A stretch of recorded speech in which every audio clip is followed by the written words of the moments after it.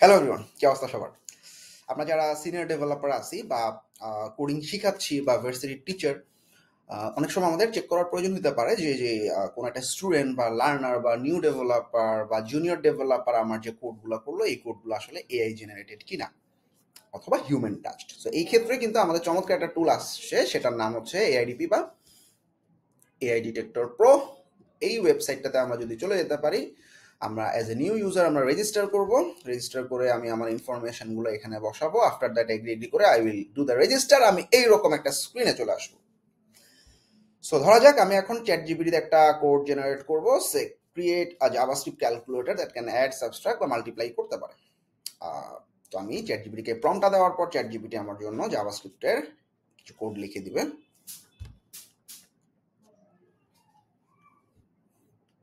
এই কোডগুলো কিন্তু আসলে তাহলে চ্যাট জিপিটি দিয়ে জেনারেট করা। সো খুব সহজেই আমি এই কোডটাকে চেক করতে পারবো। কিভাবে? এই কোডটাকে কপি করব এবং আমাদের এই এআই ডিটেক্টর প্রো ওয়েবসাইটে হাতের ডান দিকে আমরা দেখতেছি নিউ এআই স্ক্যান, এই বাটনটাতে ক্লিক করব এবং আমার যে কোডটা আছে কোডটা বসায় দিয়ে আমি এখানে টাইপ অফ কোডটা বলে দিব। সে আমি এটা JavaScript, C plus, C sharp বা পিএইচপি বা পাইথনের কোড। আমি জাভাস্ক্রিপ্ট, যেহেতু জাভাস্ক্রিপ্ট সিলেক্ট করে অ্যানালাইজ করতেছি। সো অ্যানালাইজ করার পর সে আমাকে দেখাচ্ছে এই কোডটা, এই যে লাস্ট যে আমি স্ক্যানটা করছি এই কোডটা 98% পসিবিলিটি হচ্ছে এআই জেনারেটেড।